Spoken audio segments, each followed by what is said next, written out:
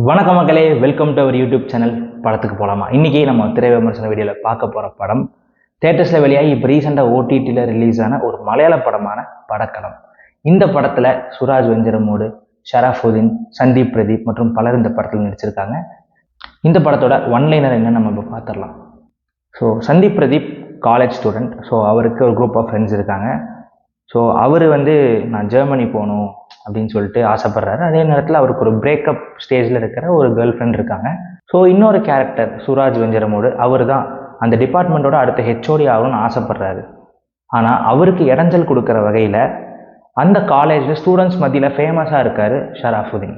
So இவங்க 3 பேருக்கு நடுவில் ஒரு கான்ஃப்ளிக்ட் ரைஸ் ஆகுது. அது என்ன கான்ஃப்ளிக்ட்? அதுதான் படத்தோடைய பேஸ். நான் அதை இங்கே ரிவீல் பண்ண விரும்பலை. அது ஒரு சர்ப்ரைஸாகவே இருக்கட்டும்.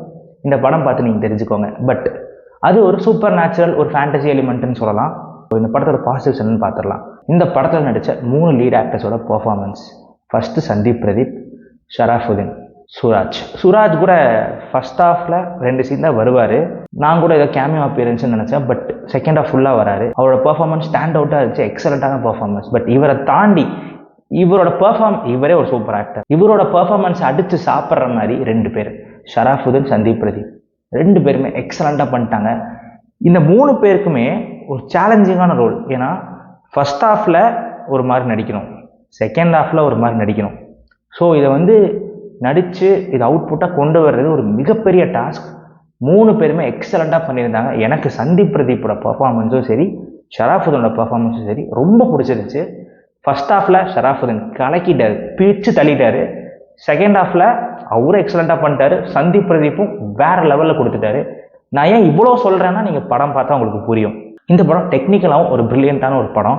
இந்த படத்தோட டெக்னிக்கல் சைடில் எனக்கு ரொம்ப பிடிச்சது இந்த படத்தோடைய production design and DI. So இந்த படத்தோட ஜானர் எடுத்துக்கிட்டிங்கன்னா ஒரு supernatural fantasy comedy. So இந்த படம் ஒரு காலேஜில் நடக்கிற மாதிரி செட்டப் பண்ணியிருப்பாங்க. ஸோ இந்த ஜானர் காலேஜில் நடந்தால் எப்படி இருக்கும்?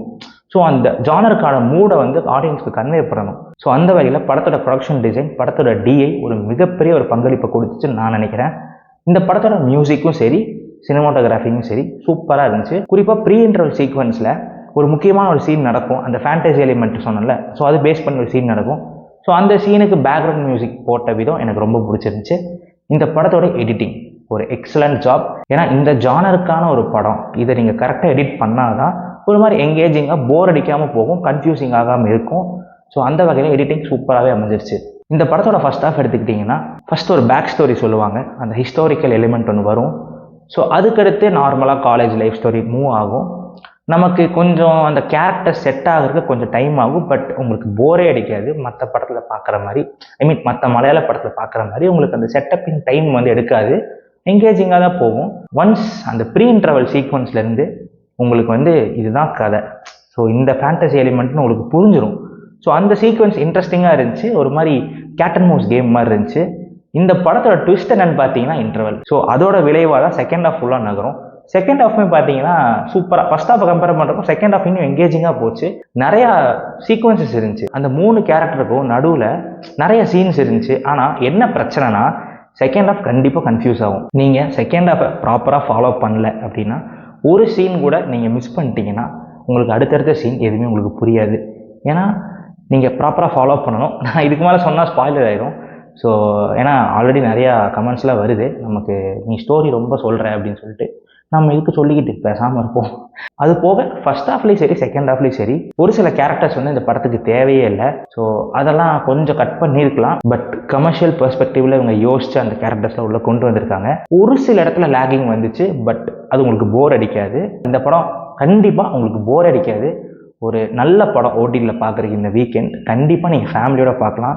எந்த ஒரு 18+, எந்த ஒரு வல்காரிட்டி, எந்த ரத்தம் தெரிக்கிற காட்சிகள் எதுவுமே இல்லை. நான் சொன்ன மாதிரி அந்த செகண்ட் ஹாஃப் கொஞ்சம் கன்ஃபியூசிங்காக இல்லை, ஓரளவு கன்ஃபியூசிங்காகவே இருக்கும்.